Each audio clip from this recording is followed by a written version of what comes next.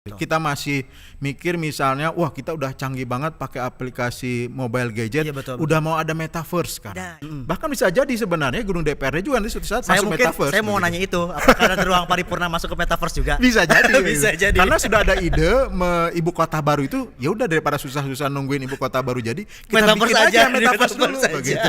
Satu potensi yang bisa sangat besar sekali. Bahkan mereka kan kliennya kan film-film di Hollywood, bayangkan. Betul. Kemarin sebenarnya atau sampai sekarang masa pandemi itu mengajarkan suatu hal. Sebenarnya kita bisa melakukan sekolah itu tanpa ada ruang kelas. Iya betul.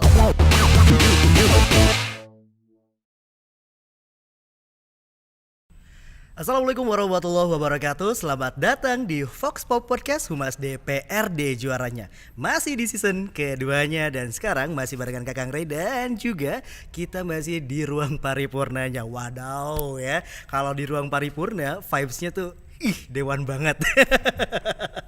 Dan tentunya Ray di sini nggak sendirian, kita bakal ngobrol-ngobrol dengan anggota DPRD Provinsi Jawa Barat. Dan sekarang beliau sudah hadir, datang jauh-jauh tadi abis kunjungan kerja, ya, abis cek tuh tol yang baru ya, si Sumdau, ya, udah mulai siap-siap juga. Nah, beliau juga adalah anggota dari Komisi 2. Terus juga fraksinya PDI Perjuangan, dapilnya dapil 1 nih, Kota Ray ya, Bandung dan Cimahi. Waduh, siapa lagi kalau bukan Pak Yunandar Eka Perwira. Selamat siang Pak. Selamat siang Kang Ray. Damang. Alhamdulillah. Ya, semoga semua kita selalu sehat selalu. Betul, bisa. Dan ini Ray mau ngucapin terima kasih udah datang. Sama-sama. Saya juga sangat berterima kasih bisa diundang ke sini. Ini satu kesempatan yang luar biasa menurut saya. Betul. Jarang-jarang saya masuk ruangan ini bisa ngomong banyak gitu. Oh iya, bener. Biasanya kan suruh diam terus. Nungguin ya. Nungguin. Arahan dari pimpinan ya. Lama. Jadi kalau mau interupsi aja kan nunggu dulu pimpinan selesai bicara baru kita interupsi. ngomong, Itu iya. kan hanya 1 menit paling. Betul. Sekarang kita bebas ini ngobrol ya. Bebas. Bebas. Gitu. Alhamdulillah. Alhamdulillah. Dan ini habis dari Cisumdawu ya. Ya. Prepare-nya sudah sampai mana sih Pak? Ya, ini Cisumdawu itu satu proyek strategis nasional yang Betul. ada di Jawa Barat dan juga dibangun oleh BUMD Jawa Barat, BUMD. Jasa Sarana. Oke. Ini ada 60 kilo menghubungkan antara Cileunyi sampai ke Dawuan. Dawuan itu betul. daerah Majalengka sana dan nyambung ke Bandara Kertajati. Nah, ada 6 sesi ya.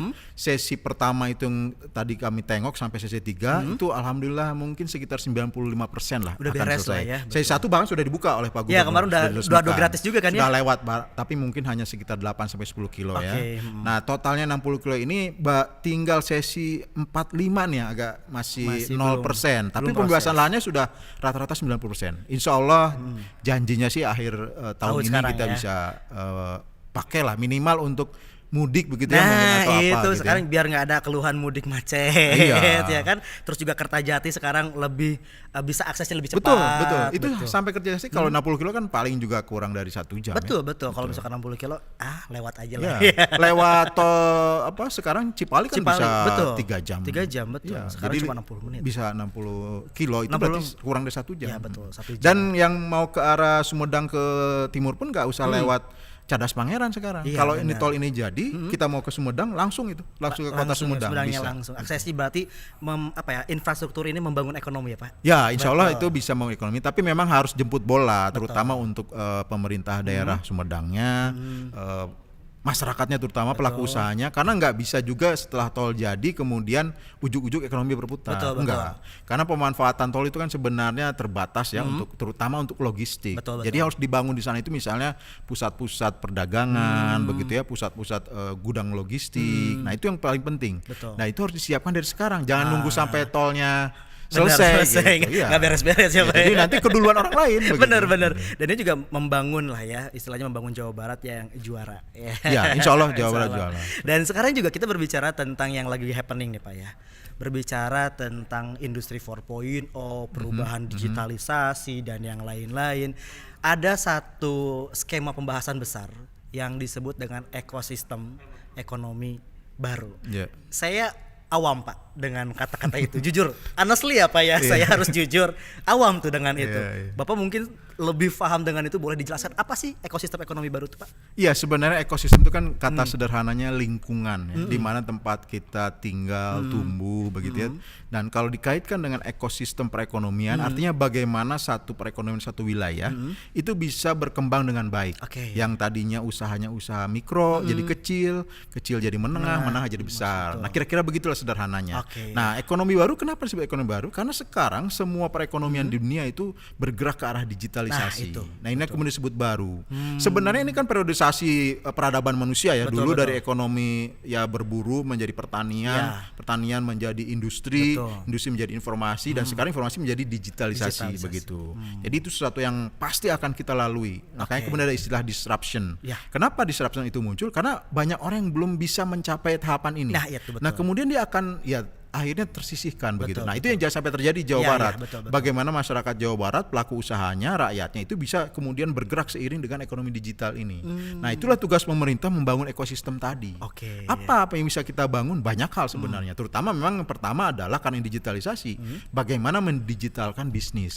Ya, Bagaimana mendigitalkan pelayanan publik. Betul. Bagaimana mendigitalkan misalnya sekolah begitu. betul. Bagaimana mendigitalkan anggota dewan begitu. Itu penting juga begitu. Betul. Jadi muncul di sosmed, muncul di platform-platform yang Digital. misalnya digital untuk marketing dan Iya, sebagainya. betul. Itu penting karena berkaitan dengan ekonomi banget Oke. begitu. Jadi kayak misalkan kan lagi usum kata orang Sunda tuh digital marketing lah ya kan, bisnis digital lah. Jadi sebenarnya udah ada arahnya ke sana ya Pak ya untuk ekosistem itu tuh ya. Ya, sebenarnya kita membangun ini kan lama. Betul. Cuman ternyata perkembangan teknologi jauh lebih cepat lagi begitu. Betul. Kita masih mikir misalnya, wah kita udah canggih banget pakai aplikasi mobile gadget, Iya, betul. udah mau ada metaverse sekarang. Nah, itu. Itu beda lagi. Kita nggak bisa pakai handphone kalau mau terhubung ke metaverse, betul. karena dia adalah gabungan teknologi VR nantinya betul. dengan semua teknologi digital yang disediakan oleh providers internet. Betul. Jadi kita bukan berada di luar internet, tapi Tetapi kita di dalam. masuk ke dalam. Karena penggunaan indranya bukan hanya mata atau penglihatan juga pendengaran, tapi juga rasa, Betul. penciuman, semua akan digunakan di sana. Oke. Dan kita hadir dalam suatu ruangan yang mungkin tidak terbayangkan sekarang. Bahkan bisa jadi sebenarnya gedung DPRD juga nanti suatu saat masuk metaverse. Saya mau begitu. nanya itu, apakah ada ruang paripurna masuk ke metaverse juga? Bisa jadi. Bisa jadi. Karena sudah ada ide ibu kota baru itu, ya udah daripada susah-susah nungguin ibu kota baru jadi, kita bikin aja metaverse dulu begitu. Tapi gini, kalau berbicara tentang metaverse dan yang lain-lain, pasti dong istilahnya kan ada perubahan, transisi Pak. Ya. Ya kan pasti kan dari misalkan dari ruang paripurna yang physically kayak gini, terus ke metaverse yang mungkin akan berubah secara jauh lah 1000% ke depan. Yeah. Tapi apakah transisi itu untuk Jawa Barat kita lihat bisa cepat atau lambat sih? Nah, ini sebenarnya setiap perubahan zaman peradaban tadi itu selalu menyisakan orang-orang yang ketinggalan. Oke. Ya jangankan bergabung dengan ekonomi digital, yang sekarang penduduk Indonesia yang masih di era perburuan tuh masih ada begitu. Di era pertanian masih ada. Mereka betul. belum masuk ke era industri. Betul. Itu masih ada. Jadi memang suatu saat ya bisa jadi tidak semua orang akan masuk ke sana. Tapi bagaimana sebesar-besarnya itu menjadi kemanfaatan untuk semua. Oke. Walaupun misalnya nanti saya nggak pernah masuk ke metaverse, tapi saya dapat manfaatnya. Gimana caranya gitu. Nah, itu yang lebih penting. Jadi nggak mungkin menurut saya seluruh rakyat Jawa Barat bisa betul-betul secara optimal memanfaatkan teknologi digital ini. Tapi bagaimana kemudian pemerintah hadir memberikan edukasi yang pertama. Oke. Nah, edukasi ini yang kata kunci yang paling penting.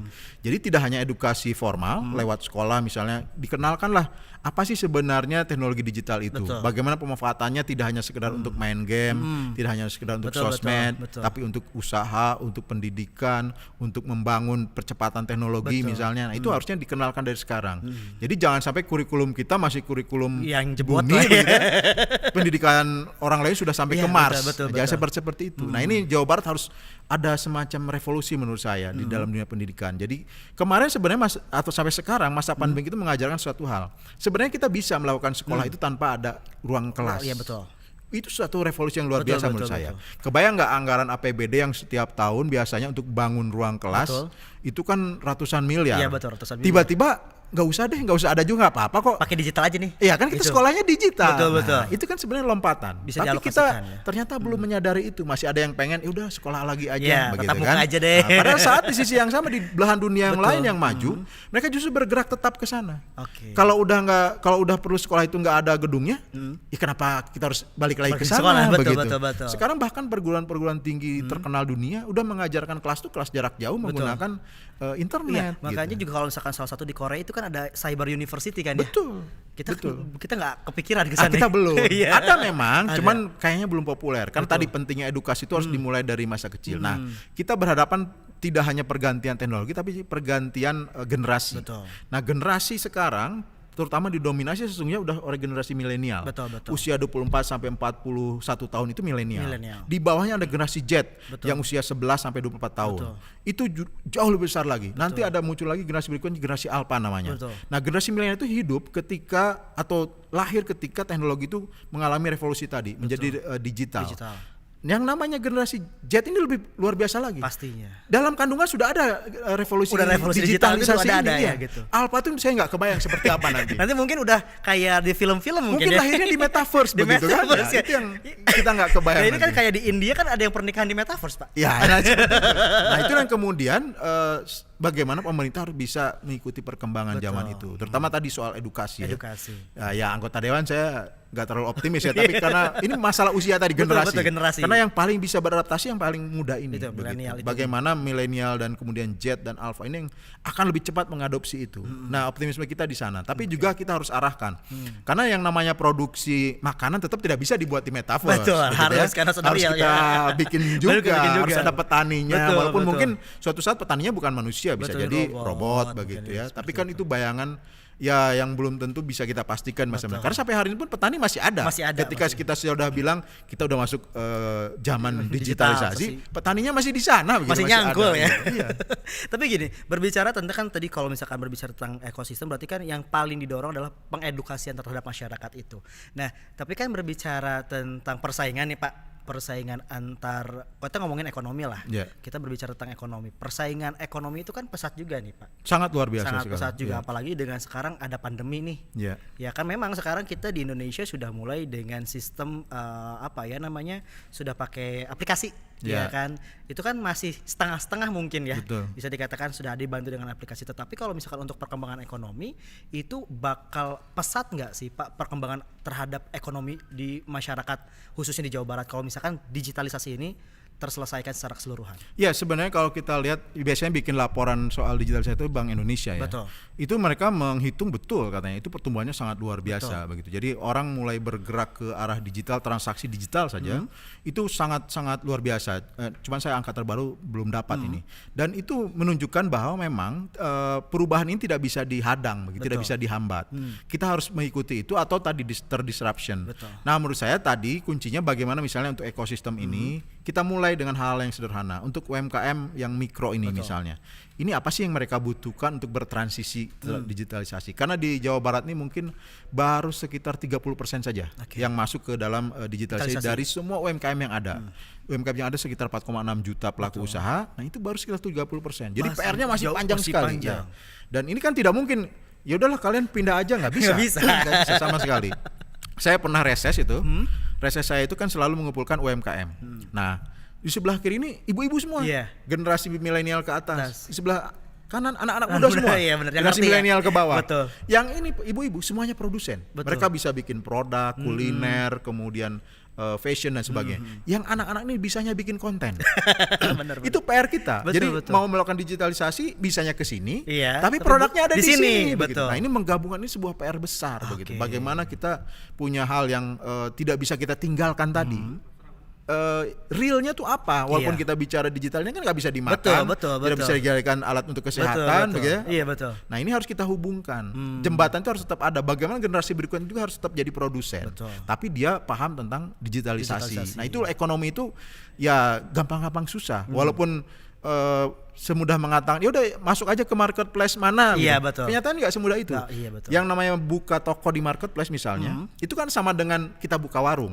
Orang belum tahu kita buka warung harus dipromosikan lagi, harus bersaing dengan toko yang lain. Kemudian juga harganya mungkin udah kalah dengan produk impor dan sebagainya. Nah, ini edukasinya tadi mengarah ke sana kalau bicara bisnis tadi ekonomi. Nah, tetapi tetap sama kita bisa lihat pertumbuhan transaksi di marketplace itu luar biasa tingginya. Apalagi pada saat pandemik. Laporan dari Bilibili.com itu pada awal pandemik dia bilang, Pak, kami yang lain mah ambruk, kami 400% kenaikannya. 400% gitu. Memang untuk produk-produk tertentu seperti waktu itu yang dibutuhkan kita banyak nyari itu jahe begitu ya, susu, herbal. Pokoknya ternyata masih ada 9 bisnis yang bergerak cepat pada saat pandemi. Karena memang semuanya pakai digital platform gitu. Nah, ini yang kemudian harusnya kita lihat ke depan nih trennya ke arah mana. Jangan lagi kita masih membangun itu misalnya ya masih bertumpu pada jalan raya, begitu ya, betul, bertumpu betul. pada industri. Karena ternyata enggak ke depan nanti. Semua itu harus kalau istilah kemarin di Dubai Expo tuh harus green economy. Green economy. Jadi ke depan tuh betul-betul nature. Gimana energi itu harus energi terbarukan. Betul, terbarukan. Ekonomi juga harus ekonomi yang bisa di recycle. Jadi nggak boleh lagi misalnya kita menggunakan plastik dan sebagainya. Itu isu dunia sekarang. Betul. Nah, bagaimana Indonesia hadir, bagaimana Jawa Barat ikut serta di sana. Betul. Jadi edukasinya tidak hanya sekedar sok lah ikutan bisnis digital. Nah, itu yang paling aman di saat pandemi. Nggak Betul, begitu ternyata. iya, betul. Mulai dari produknya, mulai dari bagaimana menawarkan ke market, itu juga pengaruh karena bergeser juga isunya tadi di masa depan ini nanti. Dan kalau misalkan berbicara tentang ekonomi kan tidak jauh juga tentang uang ya Pak ya. Kan kalau misalkan sekarang digitalisasi pun uang pun jadi digital Pak. Betul, udah banyak sekarang uang digital. Ada kripto kan, cryptocurrency, dan pas dilihat ternyata sangat menguntungkan. Tetapi kan kalau untuk Indonesia sendiri kan itu belum disahkan ya Pak ya. Belum ada secara Tapi bisa legal. ditukarkan. Bisa secara transaksi sudah Bisa, boleh bisa. begitu. Jadi, nah pertanyaannya adalah apakah kedepannya ini bisa menggeser nggak Pak sih? Dalam artian dari perekonomian, misalkan karena mungkin kan kalau misalkan blockchain kayak mereka lebih aman karena transkripsi kode dan yang lain-lain, akhirnya kan lebih memilih untuk menggunakan itu dibandingkan dengan uang konvensional dan yang Ya, lain-lain. jadi kita harus pahami dulu konsep digital currency ini. Kalau uang uang kartal itu ya, uang yang kita biasa pegang tiap hari itu kan sebenarnya itu adalah surat resmi negara. Betul. Begitu ya. Jadi sesuatu yang dijamin negara bahwa ini boleh digunakan untuk transaksi. Betul. Padahal zaman dulunya yang digunakan transaksi itu adalah emas. Betul, emas. Nah, kemudian diganti menggunakan sebuah surat berharga yang dijamin oleh emas. Betul. Jadi sebenarnya nilai uang itu setara dengan nilai emas. Betul. Jadi itu real uang itu. Tapi kemudian bergeser. Negara-negara itu sudah tidak menggunakan lagi emas. Jadi sebenarnya nilai uang itu sebenarnya tidak ada. Ya, ilustrasinya begini. Oke. Jadi kalau kita beli uang dolar $100, itu kan harganya sekarang sekitar 1,5 juta. Betul. Ya kan? Padahal itu ongkos produksinya cuma 4 sen dolar. Sebenarnya Kita beli 1,5 juta. Bayangkan coba. jauh Pak. Jauh sekali kan ruginya kita Bener, gitu kan. ruginya Nah, kita jauh itulah sekali. uang kita sekarang. Nah, uang digital ini cryptocurrency ini itu adalah satu sistem yang berbeda dengan uang digital. Jadi bukan kita transfer antar bank, Betul, bukan ya, itu tetap uang kartal Betul, sebenarnya, bukan uang digital. Uang digital itu adalah satu sistem yang dibangun oleh algoritma yang sangat rumit begitu, kemudian dengan kombinasi programming yang juga luar biasa rumit. Dan itu yang kemudian dijamin oleh berbagai pihak di seluruh dunia menggunakan teknologi blockchain namanya. itu, Nah, blockchain ini yang menjamin bahwa ketika kita bertransaksi di Indonesia untuk menggunakan Bitcoin, maka di ujung dunia sana di Kanada misalnya, itu sama nilainya. Nilainya sama, Begitu. nggak berubah kan Tidak ya? berubah, artinya Betul. sedunia sama. Betul. Nah, inilah kemudian blockchain itu bisa seperti itu teknologinya. Sehingga sangat dimungkinkan kemudian transaksi Bitcoin, Ethereum Iya, begitu Ethereum dan ya. Yang yang kita lain-lain. sering dengar kan Ethereum kan di transaksi NFT tuh. Ya, NFT. Nah, di OpenSea itu Oke, pakainya OpenSea, Ethereum betul. itu. Nah, Bitcoin ini sebenarnya juga itu bisa ditambang anehnya. Nah, kebayang nggak menambang digital, ya kan?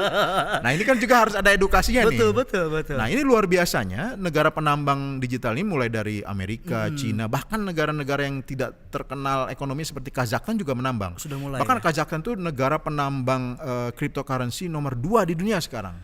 Nomor 2 di dunia. Nah, kebayang orang mungkin menambang. Menambang kayak Kita nambang gitu ya, gali gitu ya. tanah atau gimana gitu. Iya kan? Nah, itu sebenarnya tidak begitu. Jadi dia sebuah sistem superkomputer yang sangat kompleks yang ditempatkan di satu tempat dan butuh energi yang sangat besar yang kemudian berputar untuk memecahkan satu algoritma begitu. Jadi memecahkan program yang kemudian sangat rumit dan kemudian harus diterima oleh blockchain di seluruh dunia. Oke. Nah, ini memang belum kebayang ya. Iya. Saya sendiri juga kalau melakukan mungkin belum bisa. Karena di Indonesia juga belum ada tambangnya. Tapi sangat populer di negara tadi, di Amerika, di Kazakhstan, di Cina. Cuman di Cina kemudian dilarang. Oke. Karena ternyata apa? Boros energi begitu. Ternyata Jadi ya. tambang blockchain itu sangat besar sekali menyedot energi. Nah, kemudian inilah kemudian menjadi kesepakatan dunia. Ini menjadi aset digital. Oke. Jadi mata uang ini ternyata sekarang masih aset, walaupun aset, sudah ya. bisa untuk transaksi Iya, ya. betul, transaksi. Sudah bisa antar dunia dan itu tidak perlu harus menggunakan bank perantara. Iya. Kalau kita mau transaksi nih dari Indonesia ke Amerika nih kita beli misalnya dari e-commerce kita beli nih, saya mau beli sepatu lah di Iya, Amerika. betul. Itu kan pakai bank. Betul. Nah, kalau Bitcoin itu tidak langsung. Jadi peer to peer gitu bentuknya. Tapi memang ada sistem yang menjamin itu yang tadi pakai blockchain tadi. Nah, blockchain itu isinya adalah orang-orang yang kemudian ditugaskan untuk mengontrol. Betul nggak transaksi ini berjalan dengan fair, berjalan dengan aman tanpa ada hacker dan sebagainya begitu. Itu memang masih rumit. Jadi kalau kita sampaikan ke masyarakat umum juga naon cenah ya. itu masih sulit. Saya juga kalau menjelaskan ditanya juga masih sulit. Betul. Karena pas kemarin ngobrolin tentang ini, saya pun langsung ngulang Pak, jujur. Kalah apa ini? karena kan baru juga ya. Dan saya juga baru tahu ternyata Elon Musk juga, pemilik Tesla juga mengizinkan ternyata ya. Bukan hanya sekedar mengizinkan. Jadi Tesla itu adalah pemegang Bitcoin terbesar di dunia sekarang. Setelah Microsystem. Jadi ada 2 perusahaan besar di dunia yang punya cadangan Bitcoin terbesar sekarang. Microsystem dengan Tesla. Begitu. Jadi 2 pemain cuma 2 ini saja ya, sebenarnya. Makanya boleh ya dibeli mobil pakai Bitcoin. Iya, karena dia ngatur uangnya begitu kan. Uang-uang dia. Tapi kita berbicara tentang tadi miners ya, penambang digital ini. Seperti tadi dibilang Kazakhstan adalah salah satu negara yang penambang terbesar ya. Terbesar kedua. Iya. Berarti apakah ada peran pemerintah nggak di situ? Ya, memang betul sekali. Pada awalnya, tahap-tahap awal itu pemerintah Kazakhstan itu betul-betul mendorong, memfasilitasi karena lahannya saya lihat tuh sebagian besar ada di padang pasir begitu. Karena supaya tidak terganggu. Betul. Nah, kemudian jadi masalah. Ternyata tidak hanya masalah ke energi tadi, tapi juga masalah merembet ke berbagai hal. Karena kemudian jadi krisis energi di sana. Kemudian krisis tidak hanya energi, polusi karena kemudian menyedot betul batu bara yang luar biasa. Nah, ini kemudian mereka juga mulai mengerem. Bahkan Cina sudah boleh dibilang menyetop ya, sudah melarang betul. Nah, jadi masa depan Bitcoin atau cryptocurrency ini kita cuma masih wait and see sebenarnya. Tapi luar biasanya per minggu ini mungkin ya, itu India sudah menetapkan namanya Rupee digital. Rupee digital. Jadi kalau kita ke India itu ada 2, ada Rupee Karta, ada Rupee digital. Jadi mereka sudah berani masuk ke sana. Bahkan ada negara yang kalau tidak salah El Salvador itu sudah berubah semua ke digital currency. Karena dia melihat peluang, walaupun ternyata katanya masih gagal begitu ya. Tapi India, sebuah negara besar, perekonomian besar nomor 7 mungkin sekarang dunia, berani mengambil risiko itu. Nah, itu artinya kan tadi di satu sisi ada kemunduran ketika Cina melarang itu, tapi kemudian India maju terus begitu. Walaupun bukan Bitcoin. Dia menciptakan yang baru gitu, namanya Rupee digital itu. Tapi kan ketika berbicara tentang pemerintah ataupun sebuah negara, berarti kan ini sebuah organisasi besar yang mengatur semua hajat hidup orang kan ya Pak ya. Ketika digital ini dikedepankan, tentunya kan pasti ada seperti itu Bapak bilang, ada bisa menjadi harapan baru atau bisa menjadi ancaman baru kayak Kazakhstan tadi kan. Betul. Langsung energinya langsung habis dan yang lain-lain. Apakah itu menjadi pertimbangan ataupun juga apakah ada harapan dan juga kayak bahaya-bahaya kedepannya sih untuk mengedepankan digitalisasi ini enggak? Iya, saya melihat ini peluang bisnis sesungguhnya. Kayak misalnya kemarin ada Gozali yang jualan itu kan, foto selama berapa tahun ya, itu 2017 sampai 1,5 miliar begitu ya, lebih itu ya. Itu kan peluang bisnis, peluang usaha kita.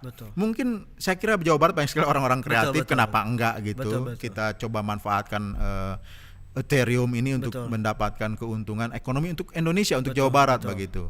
Nah, kreativitas itu yang dibutuhkan menurut saya. Ketika misalnya ada marketplace semacam OpenSea yang bisa menjual belikan seperti itu, ya kenapa nggak dimanfaatkan betul dan didorong oleh pemerintah untuk masuk, daripada nganggur atau mager di rumah gitu kan. Mendingan kan ngambil kayak gini-gini ya. Baik, sambil nambah atau sambil jual beli di OpenSea begitu NFT ini.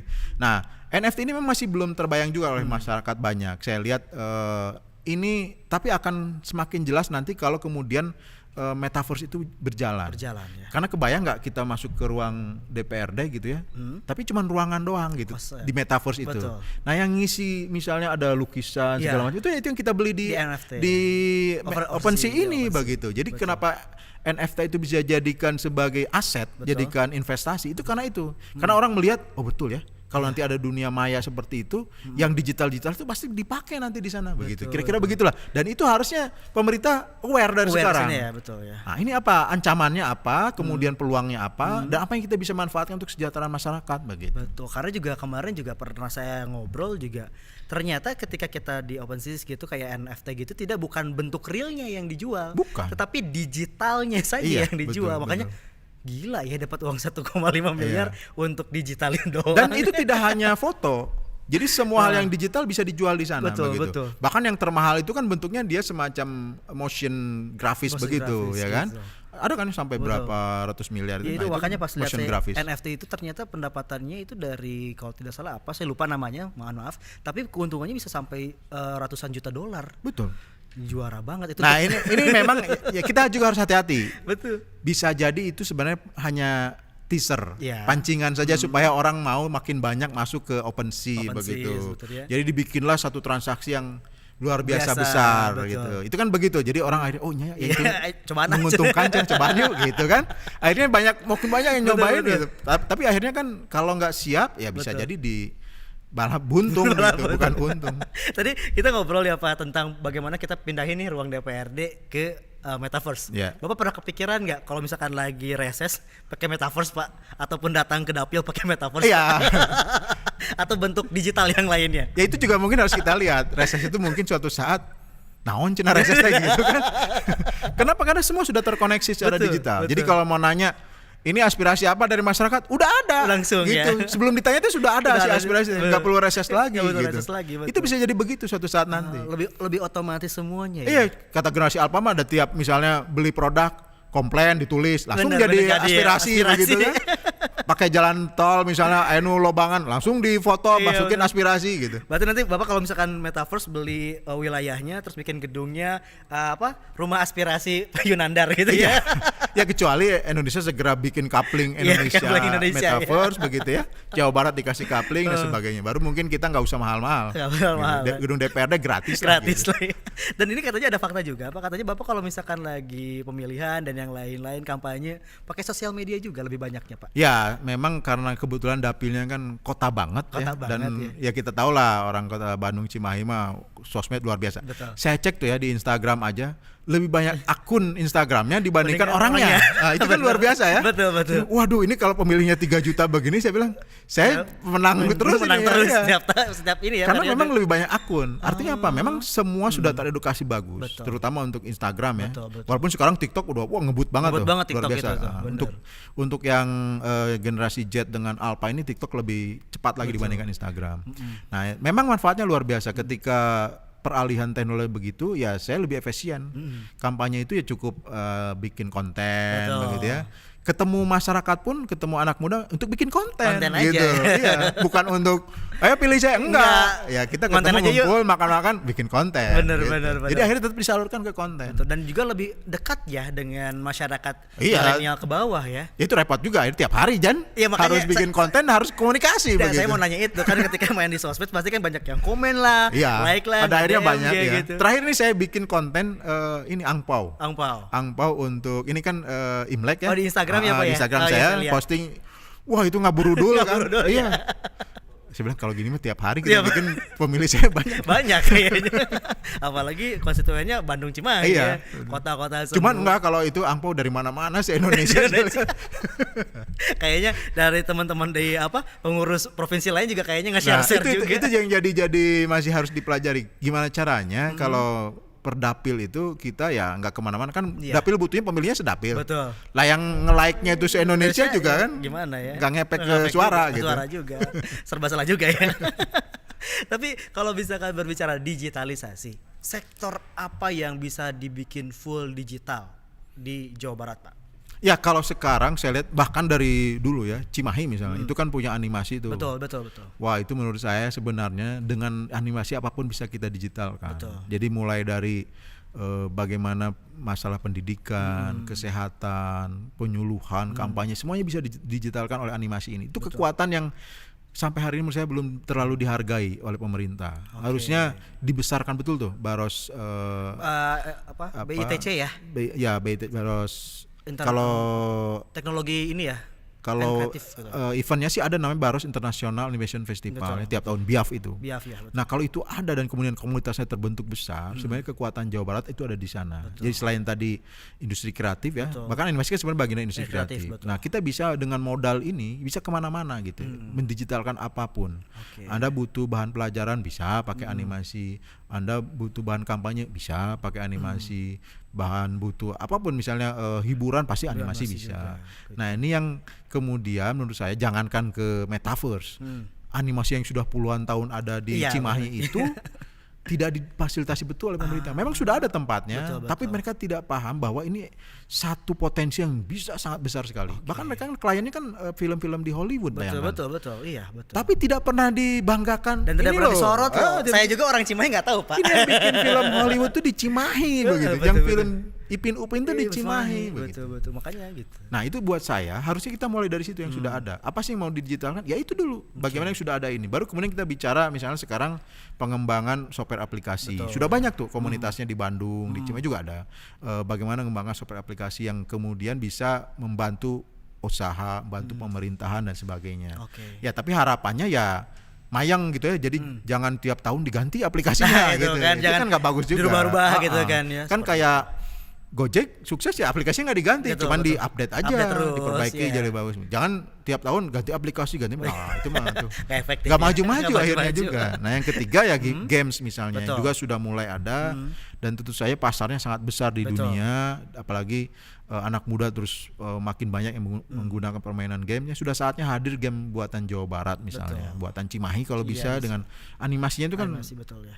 Ya modalnya sudah ada lah Ya, gitu. tinggal Itu kerahkan harapan saja, saya. Iya. kerahkan. Jadi yang kita mulai dari yang ada dulu gitu. Baru kita nanti melangkah ke pemerintahan begitu ya. Kemudian ke kesehatan. Kan semua bisa sebenarnya digitalisasi itu. Betul.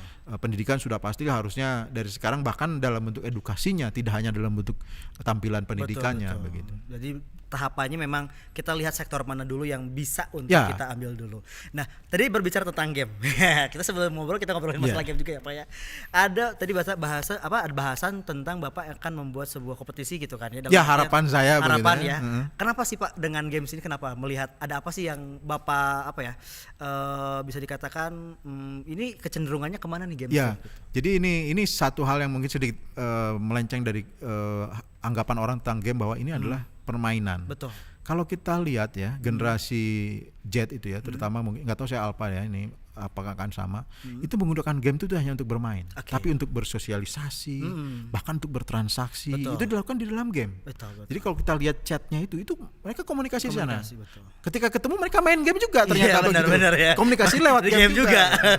Kayak dulu zaman saya pakai MIRC pernah dengar? Oh, MIRC, iya, kan? MIRC. Kumpul yuk satu Iya, MIRC. iya. Pas kumpul main MIRC juga. lagi.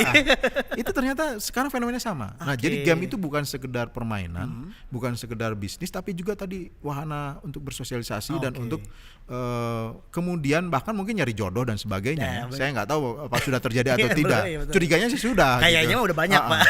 Nah ini akan jadi platform lagi, Oke. platform seperti metaverse. Betul, jadi hidup di dalam game Games. begitu. Nah ini kan satu hal yang harus kita antisipasi, tapi juga bisa jadi peluang yang luar biasa Betul. untuk ekonomi, untuk Betul. pendidikan dan lain sebagainya. Jadi games bagi saya tidak hanya sekedar buat permainan, tapi bagaimana itu mendatangkan kebaikan bagi sisi ekonomi, bagi sisi pendidikan, bagi sisi sosial dan lain sebagainya. Begitu. Tapi kalau misalkan berbicara tentang fungsi di Komisi 2 yang bisa diarahkan ataupun bisa dilakukan di Komisi 2 terhadap digitalisasi ini seperti apa sih Pak? Nah ini sayangnya memang saya sering kali mendorong agar segera ada program-program digitalisasi. Bahkan tidak hanya satu dinas. Selama ini kan yang jadi beban dinas koperasi usaha kecil ya. Harusnya semua dinas itu sudah mulai bergeser ke digitalisasi. Ada program petani digital misalnya, ada program nelayan digital dan sebagainya. Tapi memang mungkin tadi jadi dorongan antar generasi ini masih atau gap antar generasi ini masih tinggi sekali. Ya kalau kita lihat ya pimpinan dinas itu kan atau pimpinan komisi aja seperti saya masih bukan generasi milenial. Jadi pemahaman kita untuk segera beralih mendorong ke arah digitalisasi ini masih kurang sekali. Saya berharap ke depan bahkan kalau ada perda digitalisasi. Jadi misalnya bisnis digital, kemudian juga bagaimana pendidikan digital, kesehatan digital itu harusnya diperdakan sehingga kemudian pemerintah terdorong jauh lebih cepat lagi untuk membuat ini program-program yang seharusnya memang sudah dilakukan sejak lama. Karena dari zaman dahulu sebenarnya digitalisasi sudah dilakukan. Ketika kita menggunakan pertama kali internet ditemukan, itu sudah ada orang mulai berbisnis, sudah ada orang kemudian bertransaksi atau melakukan kesehatan begitu. Ya kan itu sebenarnya digitalisasi. Tapi sampai sekarang tidak ada perkembangan begitu. Sejak lama. Iya, harus bagaimana? Nah, itu yang harus kita pecahkan. Bagaimana perda-perda digitalisasi itu mendorong perkembangannya ini. Jangan sama masih seperti 20 tahun yang lalu digitalisasi masih jebot gitu lah ya. Masih bicara komunikasi, masih bicara enggak, harusnya sudah lebih dari itu. Bagaimana misalnya mendorong petani digital itu betul-betul dia tidak hanya menggunakan handphone untuk melihat oh ya sekarang saatnya menyiram tanaman, bukan begitu. Enggak Tapi ya. bagaimana dia melihat, oh ya pertumbuhannya itu sudah Betul. kelihatan secara Peluang digital, sebetulnya, gitu. betul. Digambarkan oleh aplikasinya dia. Betul. Dan itu kan butuh satu satu dorongan yang luar biasa, satu inisiatif begitu dari pemerintah daerah Provinsi Jawa Barat. Kita tuh punya talenta luar biasa, banyak kampus di Jawa Barat, Betul. banyak anak SMA SMK yang menguasai teknologi digital.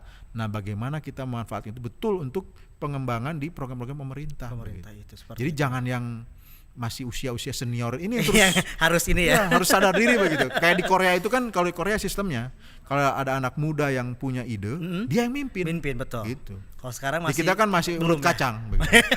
Kayak Kepala dinas pasti lebih tua dari kabitnya. Kabitnya pasti. Kabit lebih tua dari kasihnya gitu. Lebih mudah terus ya ke Iya. bawahnya. Dan kalau berbicara tentang waktu, ekosistem ekonomi baru di Jawa Barat kira-kira kapan akan tercipta secara mantap ataupun juga perfect lah gitu. Ya, setiap peralihan peradaban tadi sebenarnya jangankan yang sistem peradaban informasi ya, teknologi informasi. Teknologi industri aja kita masih belum mantap sampai hari ini. Betul. Kita masih melihat industri kita itu masih membuang limbah gitu ya ke sungai, mencemari lingkungan. Padahal orang sudah bergerak ke industri 4.0 tadi. Betul. Itu kan kemantapan itu dinilai ketika industri ini mendatangkan manfaat sebesar-besarnya. Bukan justru mendatangkan masalah sebesar-besarnya. Betul. Kita kan masalahnya udah bukan masalah lingkungan, masalah sosial karena industri ya itu. Nah, jadi kita bicara digitalisasi pun ya mungkin saya tidak optimis akan 100% bisa mantap begitu. Tapi harus dimulai dari sekarang. Karena tantangannya nanti bukan hanya se-Jawa Barat atau se-Indonesia tapi sedunia. Oke. Bahkan mungkin tata surya, karena bisa jadi orang sudah akan tinggal Dan di Mars, di dan yang bulan, lain, betul. begitu ya. Dan itu kan Oke. harus kita pikirkan dari sekarang, Long. Di Dubai Expo itu Cina mengatakan bahwa tahun 2035 dia akan membangun pangkalan di bulan. Wow. 2035 kan saya insya Allah masih tahu ya gitu ya, tahu masih ya. merasakan. Masih bisa gitu ya. Gitu. Jadi mungkin suatu saat cita-cita anak-anak muda kita yang generasi alpha itu ya saya pengen jadi selebgram di bulan begitu bisa kan? aja ya, bisa begitu. jadi. Jadi memang belum sampai kapan kita akan ke sana, cuman dimulai dari Harus sekarang. dimulai dari sekarang, Bun. Oke, ini nggak kerasa loh ngobrolannya, berat banget hari ini. Tapi seru Pak, karena apa ya, saya sendiri aja yang umurannya ya tengah-tengah lah ya, masih awam dengan digitalisasi, metaverse, NFT dan yang lain-lain masih awam. Dan mungkin sebagai penutup di episode kali ini boleh dong Pak kasih tips dan trik buat sobat Vox Pop di rumah bagaimana kita untuk menghadapi dunia digitalisasi ini. Ya, kalau menurut saya tips-tipsnya sih pasrah aja ya. Yang penting itu ya kita jangan ketinggalan, jangan sampai terdisrupsi lah istilahnya. Jadi itu kan kata-kata yang membuat kita akhirnya tidak bisa mengikuti perkembangan zaman. Bukan buat kita diri kita aja, tapi juga untuk keluarga kita, anak cucu kita nanti. Jadi harus dimulai dari kita. Bagaimana bisa menjadi bagian dari perkembangan teknologi dan perekonomian digital ini. Itu prinsipnya ya kita harus belajar ya. Apapun, saya modalnya belajar dari mana? Dari YouTube gitu ya. Ngomong gini tuh kalau praktek YouTube adalah nggak solusi ngerti ya. juga, tapi nonton YouTube, oh paham gitu. Gitu kira-kira. YouTube solusi aja ya. Dan kita tunggu aja nih gebrakan-gebrakan tentang digitalisasi ekosistem ekonomi baru, dan tentunya yang paling penting adalah gebrakan-gebrakan dari Komisi 2-nya, Pak Yunandar juga. Kita lihat nanti ke depannya semoga Jawa Barat makin juara ya Pak. Amin, ya. amin. Dan terima kasih Pak Sama-sama, ya turun. sudah hadir di hari ini dengan kegiatan yang sangat cukup padat hari ini Bapak ya. Bela-belain datang ke sini untuk ngobrol bareng Sobat Vox Pop di rumah. Dan jangan lupa juga buat Sobat Vox Pop di rumah untuk jaga kesehatan ya, protokol kesehatan ya, masker, cuci tangan, jaga jarak dan yang lain-lainnya. Jangan lupa juga untuk tonton terus Vox Pop Podcastnya di YouTube-nya DPRD Provinsi Jawa Barat.